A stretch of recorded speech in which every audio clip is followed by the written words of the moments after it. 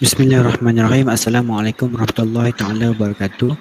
Nama saya Muhammad Firdaus bin Ahmad dan project leader untuk kumpulan 8 untuk tajuk Korea. Okey, first kali bila kita buka project kami ni kan, buka web ni ada 4 button ni tadi, home, data guna baru, daftar masuk dan semak barang anda. Maksudnya kat sini semak barang anda ni contohnya kan, semak barang anda. Contohnya dia ada dapat ilmu tracking semua, dia boleh gunakan sistem ni untuk check terus lah tanpa login. Dia boleh check saja. Nanti saya akan tunjuk contoh dah. Yang first kali untuk user yang baru lah kan, tak kira dia admin ke, dia employee ke, ataupun dia user ke, semua kena daftar pengguna baru lah, daftar buat account tu. Saya terangkan mula daripada ni yang dia daftar, dia masuk boleh pilih 3 jenis ni. Saya mula daripada pengguna kan, user, mudah nak bagi contoh. Contoh nama dia Abu, email dia Abu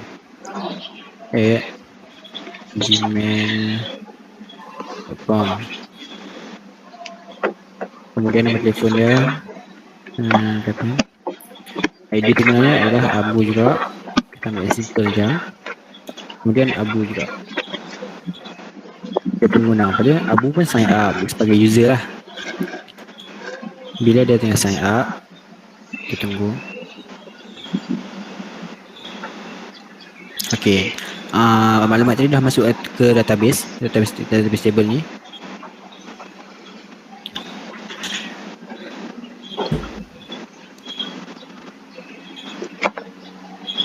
Tunggu. Post Express bahagian register.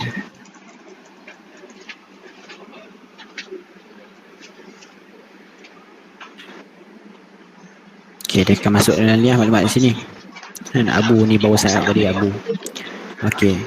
Kemudian dia perlu ingat user ID dengan password dia untuk masuk ni. Okey, contoh tadi dah buat nama Abu. Okey, Abu kan kita ingat dia punya ID dia Abu, password pun Abu kan. Kalau lupa tak boleh sign in lah. Ya, Abu login. Okey, dia akan masuk sini. Untuk pengguna punya buat satu je pesan sekarang ni, maksudnya dia boleh order lah. Dia main kat kuliah kita, dia boleh buat pesanan sekarang. Jadi dia kena isi ni lah, dia bawa barang dia semua main. Dia bawa barang ke tempat kita, dia buat secara on the spot lah, bayar cash terus kat situ. Ataupun kalau kami pergi rumah, kami akan bayar pun, pembayaran pun berlaku ketika itu lah, ketika kami pergi ke rumah tu, kita timbang barang semua. So ni contoh yang dia tu seller kan, dia nak jual kepada pembeli. Dia nak hantar barang tu kepada pembeli, jadi dia masukkan maklumat pembeli lah di sini. Contoh orang yang nak pentingan dia tu nama Siti Aminah, bukan nama dia kan, saya ikut nama tengah lah, Siti Aminah. Kemudian alamat pembeli, ambil contoh yang simple kan, kampung Aman Damai, contoh. Kemudian nombor telefon beli adalah seterusnya pesanan lah. Okey, bila dia klik OK je. Okey, order place, maksudnya dah masuk dalam table database ni. Lepas tu back to home. Caranya payment dia dah buat kat situ kan, kita settle lah semua maklumat dia. Lepas tu dia akan diberikan nombor tracking lah. Nombor tracking tu dia berdasarkan ni, misal sekarang kan kena masuk sini tadi. Ni nombor tracking dia auto generate kan. Nombor tracking dia akan dapat nombor tracking. Jadi dia simpan nombor tracking ni lah untuk dia bagi tahu dekat pembeli nanti. Dan nanti pembeli pun boleh semak lah barang tu ada kat mana kan. Okey, macam tu. Okey, itu untuk user. Kemudian tetap untuk pekerja pula, dia kena buat kerja, kena hantar barang kan. Okey, jadi ni pekerja nak set up lah. Okey, contoh pekerja nama dia Sarik. Email dia sarik@gmail.com. Dia nombor telefon dia. Okay. ID dia cari. Ambil yang mudah je.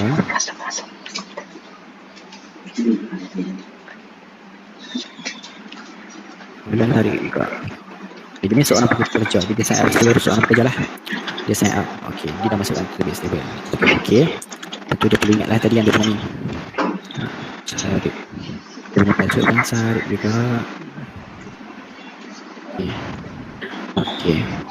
Bila dia dah masuk ni, dia terus masukkan interface yang untuk bahagian pekerja punya lah. Dia takkan masuk pada user. Yang user dia dah install user lah. Jadi pekerja dia boleh lihat satu pesanan dan ambil pesanan. Lihat satu pesanan ni adalah dia boleh asingkan. Dia boleh untuk memudahkan kerja dia untuk hantar barang nanti. Dia boleh tengok apa ya barang yang dia dah ambil. Barang apa, dia akan display daripada table lah ni. Daripada maklumat orang yang dah beli kan, orang yang dah tempah, dah order dah dengan dia yang nak tak barang tu. Ya, tiba di station, apa barang yang tiba di station dia boleh tahu. Aminah punya barang kat mana alamat tu kan, alamat pembeli semua boleh tahu. Apa yang order yang dia dah complete. Contoh order tu tak complete lagi kan, dia kata dia baru dia ambil. Lepas tu dia nak tahu lah nombor tracking dia kan, sebab lagi dia nak ambil. Nombor tracking ni Firdaus, satu nombor tracking dia. Jelas lah itu. Lepas tu lihat satu pesanan. Satu pesanan ni lihat satu pesanan. Tadi dah ambil pesanan. Okey, tadi contoh nombor satu ni Firdaus punya kan. Nombor satu dia ambil barang tu, dia nak hantar ni kepada kat rumah Firdaus tu. Jadi dia update untuk penghantaran kan. Lepas tu dia update. Kira dia update ni, nanti user pun akan semak balik barang dia kan. Firdaus tadi check balik nombor satu barang aku tadi, nombor tracking kan. Jadi dia boleh tahu barang dia dah keluar untuk dihantar. Dia tahu lah, dia boleh check. Nanti saya akan tunjuk cara dia check tu. Okey, ni je untuk pekerja punya. Seterusnya kita kembali pada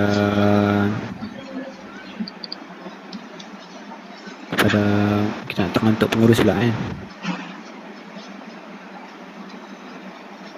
Okay, daftar pengguna baru kita buat untuk pengurus pula. Contohnya pengurus ni nama dia Zalika. Email dia zalika@gmail.com. Nombor telefon pengguna dia ini ambil mudah bagi mudah faham je, sebab nak terang ni kalau dapat ni kok. Ni salah hijau. Kalau dia Zalika juga. Okey. Dia ni pun soalan pengurus. Okey, sign up. Di sini admin lah pengurus ni kan. Dia login sebagai Zalika.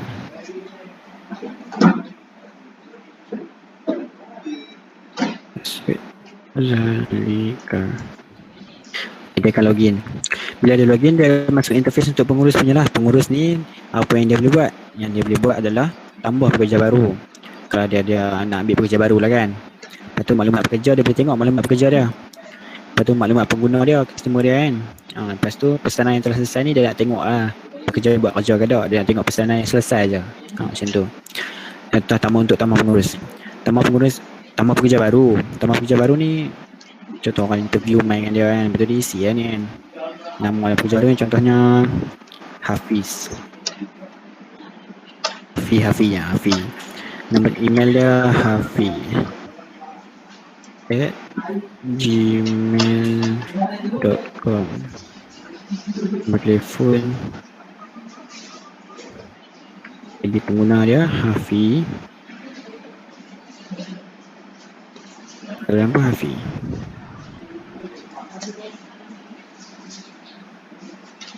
Ini kita tambah pekerja kan.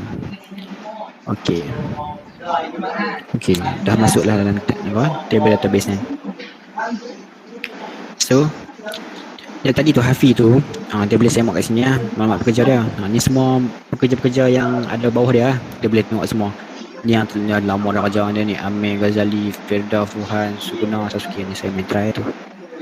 Yang tu Ahmad Sudin, ni Hafiz yang baru daftar tadi. Dia auto masuk sini, dia display di sini. Untuk pengguna pula, user, semua orang yang daftar diri dia sebagai user tadi tu, semua akan masuk maklumat dekat sini lah. Maksudnya admin ni dia boleh tahu siapa pekerja dia, siapa yang user pada dia punya aplikasi ni kan, web ni, aplikasi pula web. Okey, baik. Itu pesanan yang telah selesai. Dekat sini akan display pada pesanan yang tadi pekerja kan, dia update barang tu yang telah dihantar kan. Yang telah dihantar tu, yang dah sampai kat customer tu, yang itulah yang akan masuk dalam table ni. Maksudnya admin ni boleh tengok lah pekerja tu buat kerja ke tak kan, hantar barang ke tak hari ni, buat kerja betul ke tak, macam tu lah. Nanti kalau lagi banyak dia update telah selesai, kalau pekerja tu update yang telah selesai, maka akan masuk sini banyak lah nanti. Macam tu. Okey. Untuk semak barang kan, orang customer user ni dia nak check barang dia sampai ke belum. User ni maksudnya seller ataupun buyer tu lah. Dia dapat tracking, dia akan setiap dia bayar dekat kita ketika dia hantar barang tu, lepas akan dapat tracking. Jadi apa boleh, yang seller ni dapat tracking, dia boleh lah beritahu kat pembeli tu kan, nombor tracking awak 1 ke 2 ke 3 macam tu. Okey, semak barang. Contohnya lah Muhammad Firdaus tadi kan, nombor tracking dia 1 kan. Firdaus nak check lah barang dia dekat mana. So dia masukkan nombor 1 nombor tracking dia, dia search lah.